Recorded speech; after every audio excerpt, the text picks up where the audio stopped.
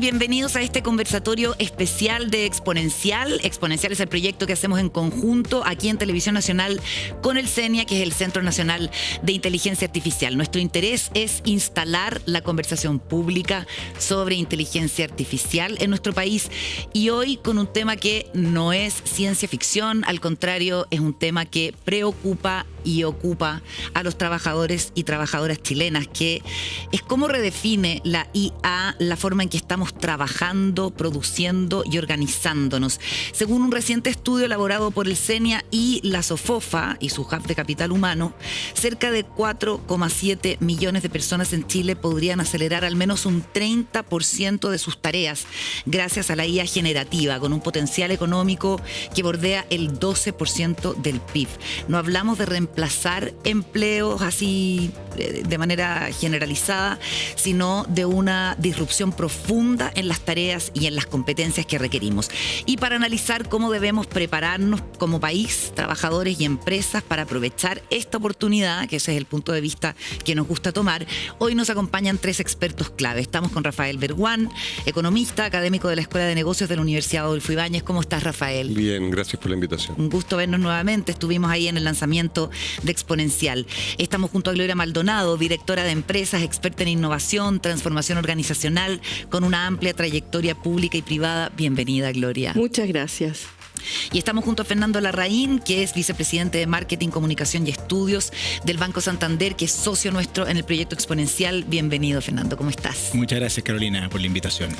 Bueno, comencemos de inmediato con las cifras y la realidad. Rafael, los datos del CENIA muestran este potencial enorme para acelerar tareas, ¿cierto? En un país como Chile, que lleva años con su productividad estancada, ¿crees que la IA sea la oportunidad para superar ese obstáculo? Sin ninguna duda, y no solo porque puede ayudar.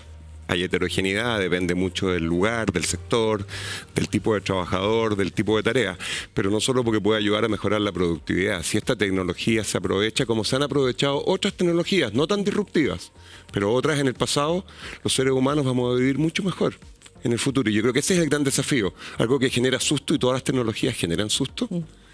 Se quemaban las empresas textiles a principios del siglo XIX en el Reino Unido por temor a quedarse sin pega. Bueno, ese temor siempre existe cuando uno tiene que cambiar, pero uno no depende solo de sí mismo, porque cambiar depende de que uno esté en un contexto que le permita aprovechar esto. Y ahí es donde, por ejemplo, hay una responsabilidad de las organizaciones de pensarse a largo plazo, capacitándonos. Y hay también una responsabilidad del Estado generando políticas públicas que ayuden a estas transiciones para que en el futuro tengamos más máquinas, no menos máquinas. Claro, porque uno también podría pensar que esto es más bien un riesgo que corremos de automatizar la precariedad, en el fondo, empleos que son bastante básicos y precarios. Oye, solo en dos líneas hay un economista muy destacado, se llama Acemoglu, que es un tipo premio Nobel reciente, hace un par de años atrás, un tipo que además ha hecho clase toda su vida en Estados Unidos. No tiene miedo ni críticas al mercado como herramienta para mejorar la calidad de vida, que dice que el gran problema que está viendo hoy día en el mundo, no está hablando de Chile, está hablando en general, es que las empresas en esta primera etapa están usando la IA para robotizar y sustituir al ser humano. Y la verdad que eso no solo es un problema social enorme, sino que es la receta perfecta para que en el futuro esto no siga funcionando como tiene que funcionar. Él hace un llamado a que los países se pongan de acuerdo en cómo redirigir el uso correcto, humanamente hablando, de la IA para que tenga estos impactos que no podemos ni siquiera imaginar hoy día en términos de calidad de vida. Perfecto. Fernando, hablemos del sector corporativo en el que tú estás inserto, en una empresa además del tamaño de Santander, que tiene como 8.000 colaboradores. Sí, un poquito más de 8.000 y 185.000 en el mundo. Imagínate. ¿Cómo se está viviendo esta transformación tecnológica en el día a día? ¿Cómo reacciona un equipo, por ejemplo, cuando se da cuenta de que labores que tomaban mucho más tiempo ahora son mucho más cortos, y además ustedes que son una empresa oriental al cliente? Sí, yo creo que hay como tres etapas distintas, ¿no es cierto? La primera, un poquito como decía Rafael, es esta sensación de que viene algo nuevo y hay una resistencia, ¿no es cierto? Hay un miedo primero de entrar de lo que yo hago hoy día normalmente lo voy a poder seguir haciendo, dado que viene algo que me va a sustituir. Y eso lo que ha hecho Banco Santander es que hoy día tiene disponibilizado para los 185.000 trabajadores herramientas de IA. Pero una cosa es tener la tecnología y la otra es poder aplicarla y usarla. Y en ese sentido, lo que nosotros estamos haciendo y tratando de liderar es de generar una cultura de entender que la forma en la cual trabajamos hoy día va a cambiar hacia adelante. Esto en un ejemplo quizás muy básico, pero cuando llegó la electricidad, ¿no es cierto? Uno funcionaba de cierta manera, las empresas empezaron a invertir mucho en electricidad, pero tomó tiempo para ver los efectos de la electricidad en la productividad. Esto es un poco lo mismo. Las empresas estamos haciendo una inversión grande en materia de inteligencia artificial, pero al final del día esto depende mucho de las personas. Y aquí, de nuevo, en lo mismo que comentaba Rafa en esta cita de Acemoglu, es cómo nosotros ponemos al servicio las herramientas tecnológicas para que los trabajadores y trabajadoras podamos hacer mejor el trabajo. Y eso significa que podamos tener más tiempo libre para poder tener una mejor calidad de vida, vamos a vivir más tiempo, tenemos que vivir mejor. Y lo segundo, también generar espacio para que podamos tener más espacio de trabajar mejor en equipo y de generar espacios creativos. ¿Para qué? Para encontrar formatos de trabajo, productos y servicios que hoy día no nos imaginamos que van a existir en 5 o 10 años más. Gloria, en este orden de cosas es bien clave el rol del conocimiento y la formación, ¿cierto? Si las tareas rutinarias las va a hacer la inteligencia artificial, ¿qué capacidades dirías tú que tiene que desarrollar hoy el trabajador, la trabajadora chilena para no quedar obsoleto? Mira, creo que los trabajadores del planeta entero, no solo los chilenos, ante la total incertidumbre que vivimos, tanto tecnológica, geopolítica, las condiciones, hasta el cambio climático que nos están impactando incluso hoy día mismo en Chile, los profesionales, los trabajadores tienen que ejercitar varios músculos en forma sistemática. El primero es el aprendizaje crónico. Cada uno de nosotros no va a poder quedarse con la carrera que estudió y eventualmente el posgrado, sino que vamos a tener que estar en un proceso de aprendizaje para el resto de nuestras vidas. Y si vamos a vivir tanto como predicen que vamos a vivir, vamos a tener que trabajar mucho más tiempo. Y eso nos va a dejar en el fondo en un estado de nuevos desarrollos tecnológicos, nuevas carreras, nuevas oportunidades, que aunque tú tengas 60 o tengas 70, vas a tener que adaptarte a ella. Entonces, otra variable crucial es la resiliencia.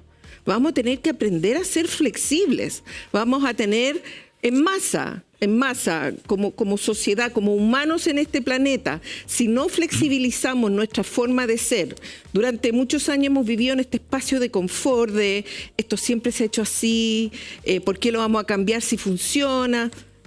Yo creo que esa lógica abandona la vida por esta vorágine en la que vivimos hoy, donde vamos a tener que desarrollar capacidad, vamos a tener que ser mucho más innovadores. Y yo creo que eso es una de las características del humano que va a sobrevivir a este periodo, ¿no? Porque sin innovación no vamos a poder navegar esta ola y tenemos que aprender a surfear. Aquí todos vamos a tener que aprender a surfear. Los jóvenes que hoy día están cesantes, las mujeres que también hoy día están cesantes, el adulto mayor que no se puede quedar sin hacer algo porque va a vivir 20, 30 años más y tiene que alimentarse. Entonces, yo creo que vamos a aprender a ser un humano distinto, ¿sí? Con habilidad de plasticidad, con capacidad de adaptación y además colaborar.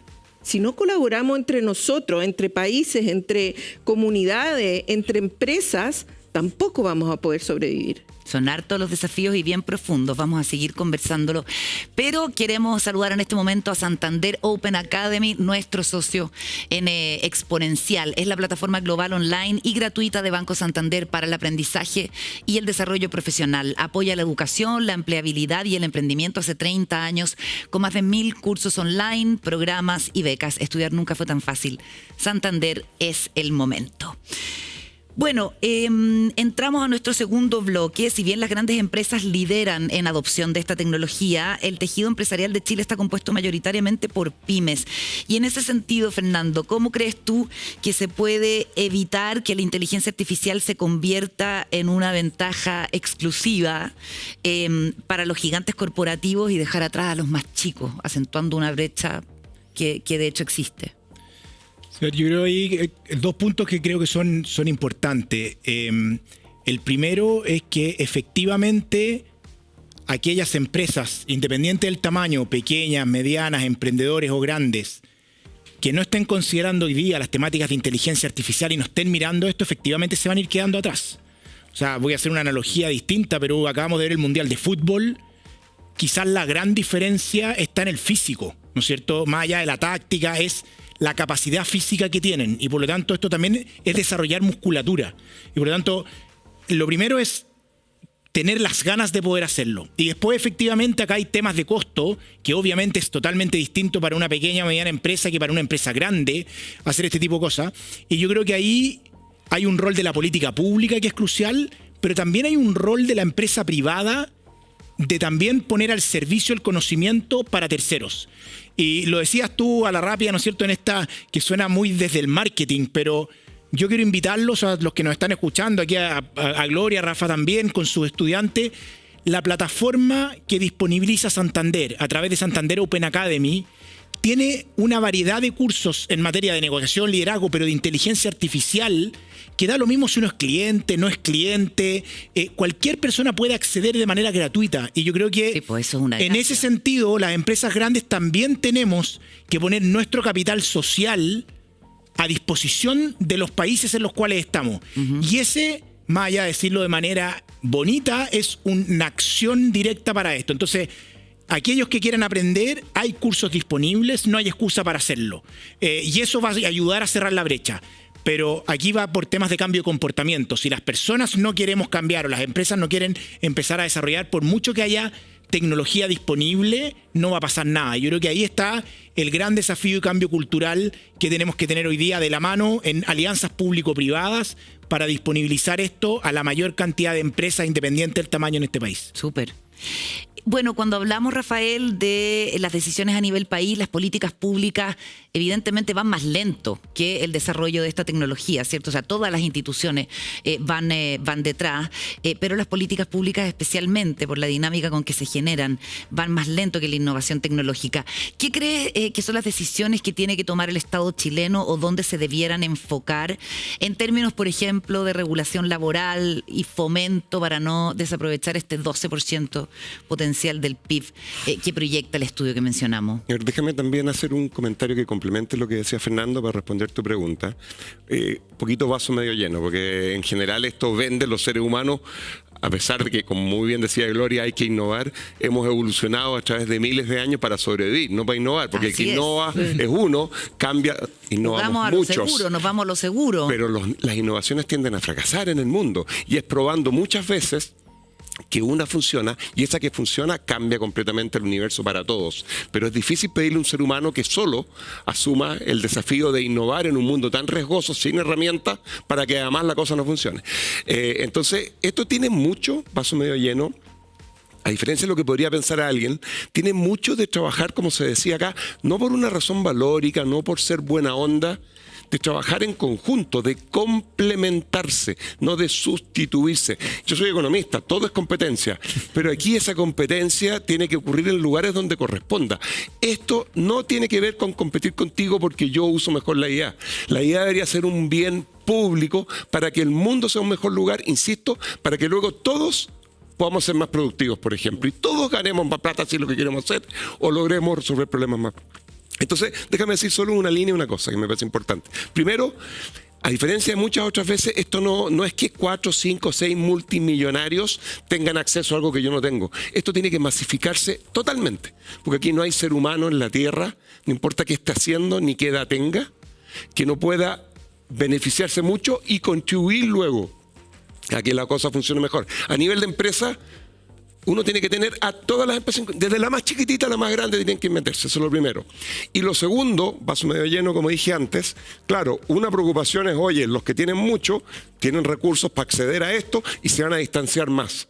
Y eso puede ser dinero, puede ser conocimiento, pero el vaso medio lleno es, oye, perdóname, no desde cero, pero si yo tengo un poquito, sin ser un experto en computación, sin ser un experto en matemáticas, sin ser una persona tan creativa, hoy día me puedo acercar a seres humanos que estaban distanciados de mí porque tengo una herramienta que es muy barata para poder generar mucho más impacto del que nunca habría sido capaz de generar por mí mismo solo. Entonces, un escenario posible es un mundo donde los 4 o 5 que tienen todo terminan de tener todo y el resto desaparecemos, pero el escenario más probable es otro.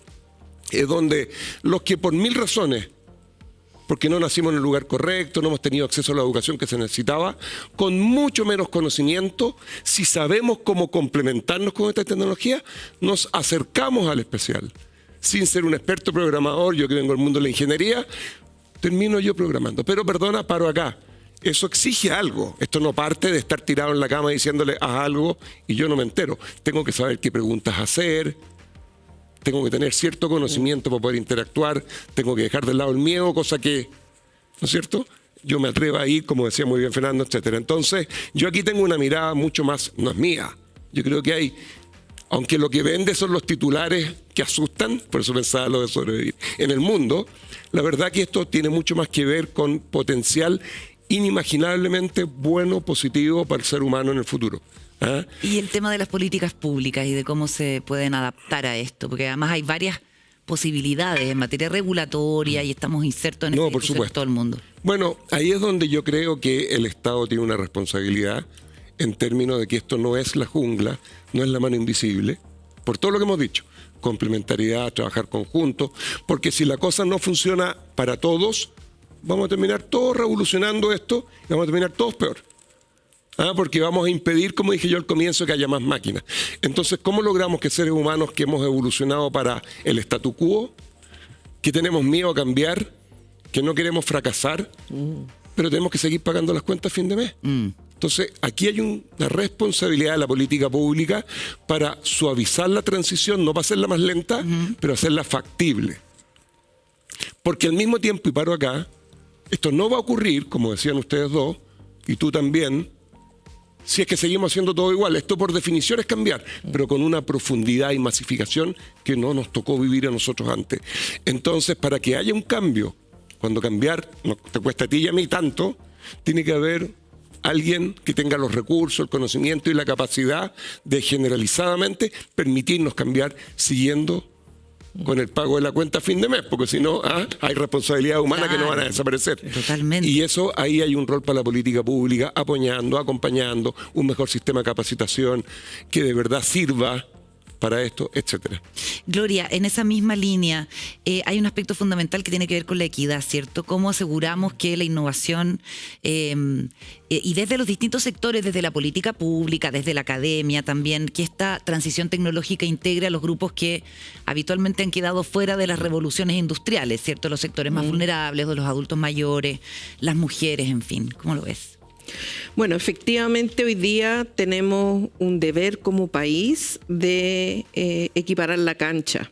Yo aquí quería hacer una mención a un proyecto precioso que justamente tiene Senia con la SOFOFA, que es el hazloconía.cl, donde hoy día se han capacitado 165.000 personas, de la cual la mayoría son micro y pyme de bajo perfil. O sea, ellos trajeron al evento de conmemoración gente que era del ámbito, ponte tú, de elaboración de mermelada, comercialización de flores, cosas simples, pero que la vida les estaba cambiando gracias al acceso a la IA.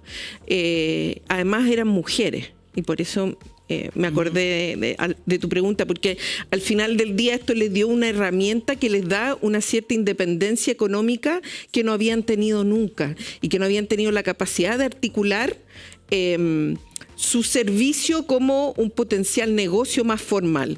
Creo que a nivel escolar tenemos una deuda país en cómo estamos educando a nuestros jóvenes, porque creo que por un lado tenemos que darle capacidad y conocimiento del manejo de la IA, pero tenemos que regular cómo se gestiona eso, porque efectivamente la IA lo hace todo y los niños no están pensando. Además, con este porcentaje de 8 horas al día scrolleando, estamos ante una dificultad enorme que en otros países la han resuelto vía prohibiciones. Yo no sé si es o no es la solución correcta para Chile. Me imagino que aquí los psicólogos, los psiquiatras tendrán que también dar su visión, pero creo que tenemos que tener una postura. Como Ministerio de Educación, como Estado, como país, ¿qué es lo que esperamos? Porque lo que no queremos es achicar la materia gris de nuestros hijos. Claro. Y efectivamente, para hacer todo lo que yo dije en la instancia anterior, de ser innovadores, de ser aprendiz crónico, de ser resiliente, tú requieres tener capacidad intelectual. Entonces, tenemos que darles esas herramientas. Hoy día escuchaba a un profesor de Harvard que dijo que ya no aceptaba ninguna tarea más hecha con IA, porque estaba aburrido de corregir la misma tarea una y otra vez, porque son iguales. Al final, no importa la IA que tú ocupes, te sale parecida a la tarea. Entonces ya prohibió en su curso y yo creo que eso ha generado una ola de académicos diciendo, ¿saben qué más? No voy a corregir más IA. Porque no hace sentido, no estamos desarrollando la capacidad crítica que necesitamos en nuestros futuros profesionales. Lo mismo tenemos que hacer con nuestros niños. Tenemos que incentivar el uso de la herramienta, pero como una herramienta, no como una aniquilación de los procesos cognitivos, que creo que es algo que debiera preocuparnos a todos. De todas maneras, los invito a que hablemos del dilema ético y de propiamente el factor humano en el quehacer del trabajo. Fernando, cuando tenemos una herramienta que toma decisiones automatizadas en una fracción de tiempo respecto de lo que se hacía antes, desde elevar una solicitud de crédito hasta filtrar un currículum, ¿dónde queda la responsabilidad corporativa? ¿Cómo lo están abordando frente a los sesgos o errores que pueda cometer la IA? Lo primero aquí es que la responsabilidad corporativa radica en las personas. Esta es una institución que trabajan personas y por lo tanto los responsables somos nosotros que trabajamos en ese lugar. O sea, otra cosa es que yo tengo una inteligencia artificial que me ayude en los procesos. Me puede ayudar a acelerar los procesos de crédito, por ejemplo. Me puede ayudar a ver los perfiles de riesgo de una mejor manera de cómo la estoy viendo hoy día. Pero al final la decisión la tiene que, al menos en Banco Santander, la tenemos que tomar los humanos. No la puede tomar directamente.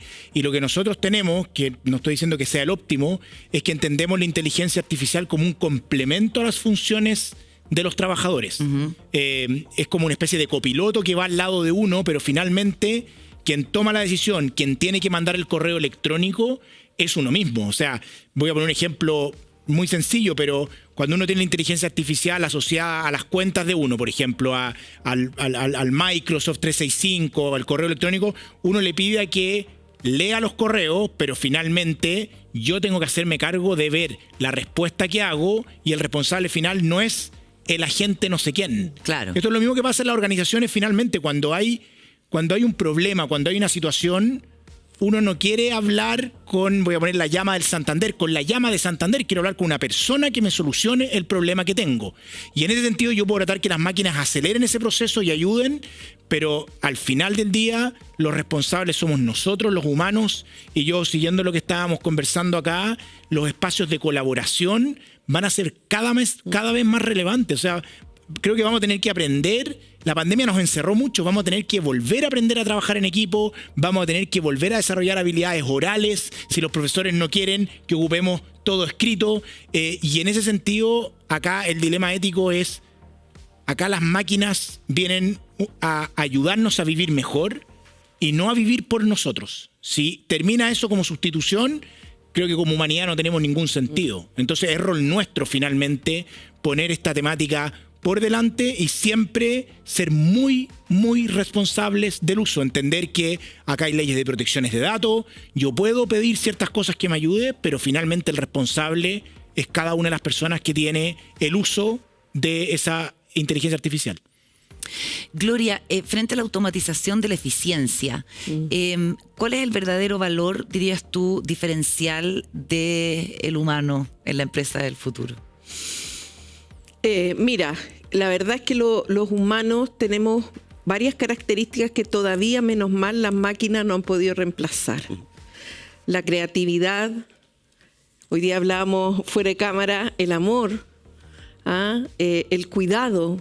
Todavía son cosas que son netamente nuestras y que la máquina todavía no logra imitar, porque yo no creo que logre evidenciarlas. Si eso llegara a ser, efectivamente dejaríamos de ser especie dominante y estaríamos en una situación como humanidad muy compleja, que es, dentro de los riesgos y el vaso medio vacío, una de las posibilidades real, claro, sobre la mesa, y sobre la cual creo yo que tanto empresas como Estados debiéramos estar conversando, de todas maneras. Pero en ese escenario, y pensando que ojalá no lleguemos nunca a ese espacio vacío, los humanos todavía tenemos características que hacen que nuestra labor tenga espacios ajenos a la máquina, pero donde la máquina te aporta esa efectividad que tú no puedes tener como humano. Por ejemplo, en procesos preventivos, fabriles, la IA y la infraestructura de alerta en los procesos de mantención ha sido estratégica para ahorrar, por lo menos en la empresa que me tocaba presidir a mí, cientos de millones de dólares en un año. Porque efectivamente con drones que hoy día con IA podían escanear infraestructura que antes se hacía por humano y que efectivamente tenía falla, hoy día no tiene falla el proceso. Entonces, hoy día para mejorar la efectividad tenemos estas herramientas magníficas que nos permiten acelerar, mejorar y ahorrar. Pero jamás podrá el proceso de mantención ser planificado sin tener una responsabilidad fiduciaria de quien está liderando ese proceso y de quienes son las autoridades de esa empresa. Yo creo que son roles complementarios que tenemos que preservar, mantener y cautelar para la sobrevida de la humanidad. Bueno, para ir cerrando este bloque, Rafael, quería preguntarte, frente a la gente que nos puede estar mirando, los trabajadores y trabajadoras como nosotros que pueden ver esto con inquietud, ¿la inteligencia artificial te parece que es más una amenaza al empleo en general o una amenaza para quien no se adapte, por ponerlo en negro y blanco? No, yo creo que es lo segundo, nuevamente. Todo sugiere eso. Tenemos mucha incertidumbre, pero ¿qué sentido tiene que si todo esto tiene que ver con que nosotros estemos mejor, dejemos que ocurra algo que no tiene vida real tal como la entendemos y nos saque del juego? Entonces sí, la ciencia ficción está y hay que tener cuidado porque aunque algunos eventos tengan probabilidad chiquitita de ocurrencia, es importante que los intelectuales, los expertos, los científicos, los estados estén pensando y discutiendo esto como lo están haciendo. Pero todo el resto, que somos 99,9% de la gente normal, que no estamos presidiendo un país ni somos un científico dedicado, ¿no es cierto?, a revolucionar el mundo, al final nuestro interés es vivir mejor, es que nuestros hijos vivan mejor y nuestros nietos vivan incluso mejor. Y hasta ahora el ser humano lo han hecho. Entonces, tú partiste este bloque hablando de ética, por ejemplo.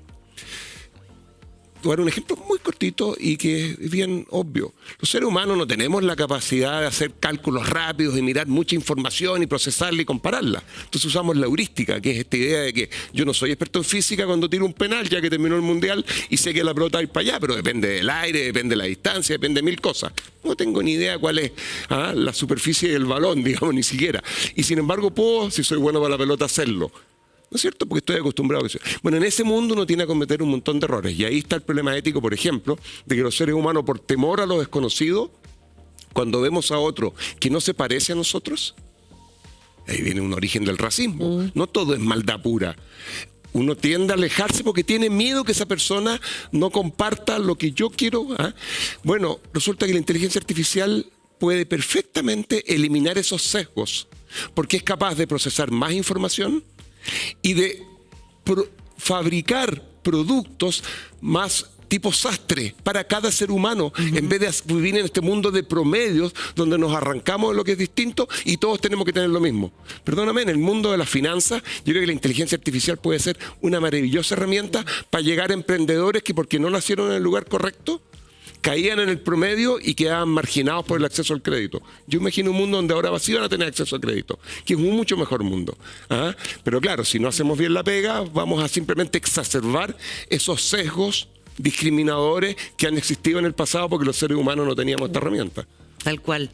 Oye, bueno, llegamos al final de esta conversación, pero les quisiera pedir a cada uno de ustedes una reflexión final en una frase. ¿Cuál es el principal paso que debe dar Chile para que esta revolución tecnológica beneficie a nuestra fuerza laboral? Fernando. Uy, a ver, yo creo, déjame decirlo al revés. Yo creo que esperar que alguien solucione esto como Chile es demasiado grande. Yo, como la invitación aquí a cada una de las personas que nos está escuchando, atreverse a dar el paso, a ocupar la inteligencia artificial en cosas que son muy sencillas, aprender a preguntarle, a interactuar, a perderle el miedo. Y yo creo que eso es también a que nosotros cambiemos culturalmente una cultura que castiga mucho el error, a incentivar, probar creativamente cosas diferentes. Yo, más que pedirle a Chile que nos resuelva esto con una política pública para todos, yo creo que esto trabajemos colaborativamente y que cada uno de todas las personas que estamos acá probemos de cierta manera la inteligencia artificial. Vamos a ir más tiempo y tenemos que querer vivir mejor. Y eso pasa por mirar esto de una manera optimista de cara hacia adelante. Entonces, optimismo, creatividad, sin miedo a equivocarse y probar cosas nuevas, aunque a veces le cuesta mucho. Excelente, Gloria. Mira, yo en lo personal considero que los grandes cambios vienen de la mano del desarrollo empresarial, porque a veces el Estado es más lento, no alcanza, y tengo la visión de que el tejido empresarial chileno tiene que mirar con avidez la inteligencia artificial para mejorar, para optimizar sus funciones, pero adoptándola en forma inteligente, justamente no arrasando con sus trabajadores como hemos visto en otros países, donde al final del día tampoco ellos han visto un aumento en su productividad ni en sus ganancias después de todos estos despidos y han tenido que recular y volver a poner liderazgo humano sobre muchas de esas funciones. Entonces yo creo que nosotros tenemos que de alguna forma sembrar capital humano preparado para abordar los desafíos del mañana en todos los sectores productivos que van a estar altamente desafiados por lo que hablábamos al comienzo, la geopolítica, el cambio climático, las incertidumbres del mercado. Si no nos preparamos como industria, vamos a tener esa dificultad y por lo tanto hay un importante rol no solo de las personas en forma individual, sino que en lo colectivo, en lo gremial, del sector empresarial, para fortalecer el capital humano que hoy día tienen y darle todas las herramientas y además el espacio para poder trabajar, pero también con políticas claras, con ética y con responsabilidad. Excelente. Rafael. No, yo pensaba, tratando de complementar, que, como dijimos recién, esto no es sobre que unos pocos tomen la decisión y logren. Esto es que todos podemos beneficiarnos y necesitamos ser parte para aportar al todo. Pero el problema es que los seres humanos nos da susto la incertidumbre, ¿no? Y el susto, el miedo paraliza. Y esto es sobre cambio. Entonces yo creo, y con esto cierro, estoy mirando acá lo que está detrás tuyo en la cámara, que sé yo, veo CENIA, ¿cierto? El Centro Nacional de Inteligencia Artificial. Veo TVN, que es comunicar.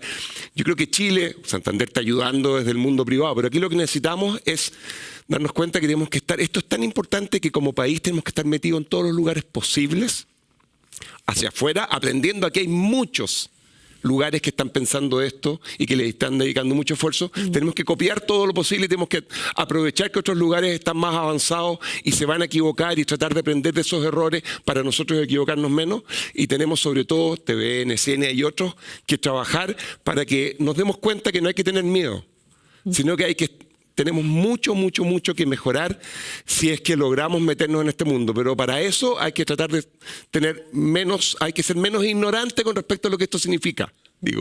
Eso nos va a quitar el miedo, nos va a permitir. Entonces creo que instituciones como CENIA y TVN tienen un rol súper importante que cumplir y lo están cumpliendo. Tal cual. Y si esto se masifica, yo creo que el futuro es más promisorio que si no.